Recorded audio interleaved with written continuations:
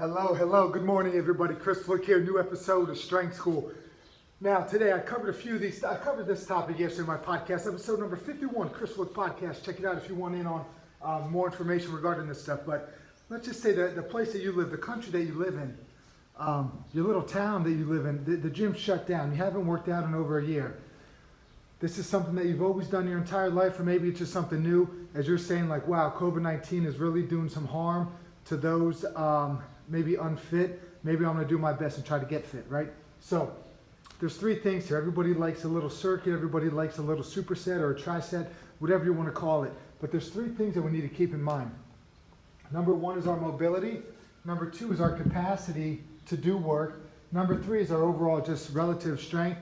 And at some point in time, our absolute strength, which is our ability to lift heavy loads.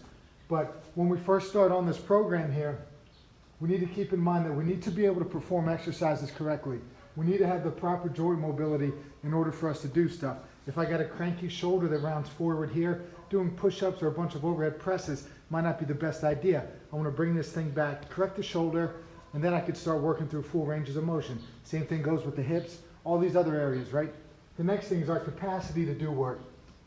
When you think about capacity, let's think about track and field. And for example, let's say that you could run 400 meters, which is one lap, and I'm just going to give a round number of 60 seconds, which is flying, especially for adults like us.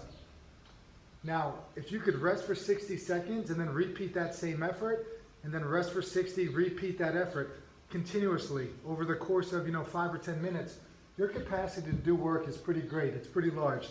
Now, if you run that 60-second 400 meter and you're totally gassed and wiped out, you recover for a minute and then you go and run again, and it takes you 85 seconds to do something you previously did in 60.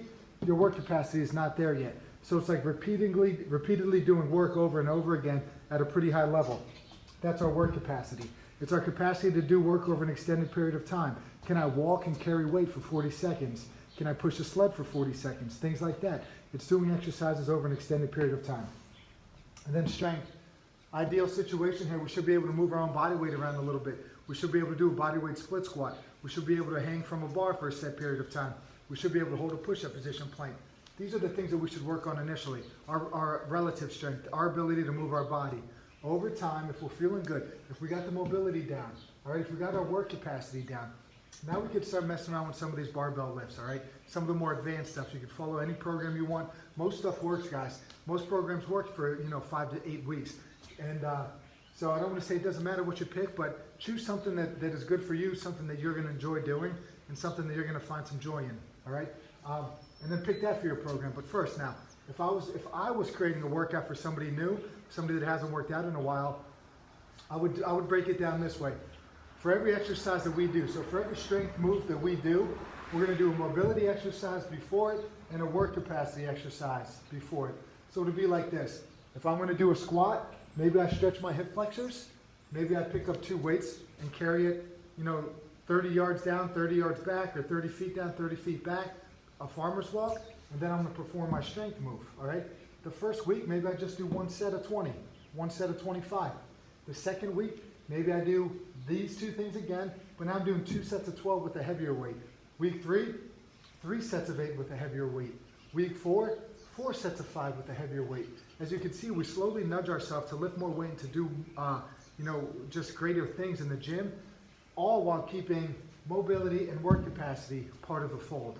All right, I hope that makes sense. If you're getting back, if you're getting off the couch or you're getting out of your home office and you want to start working out, stretch a muscle group or work these, your pecs, your hip flexors. Those areas get pretty tight.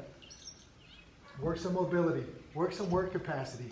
I think here too, if we're totally new, getting out for a long walk every day is going to help you build that capacity. 30 minutes of work, get out, get moving. And then lastly, let's build our strength. Again, remember, relative strength first, our ability to move our body weight, and then absolute strength second, baby. Hope you guys enjoyed this. Mobility, capacity, strength. Let's develop it all. Let's have a great 2021. Stay healthy. Peace, everybody.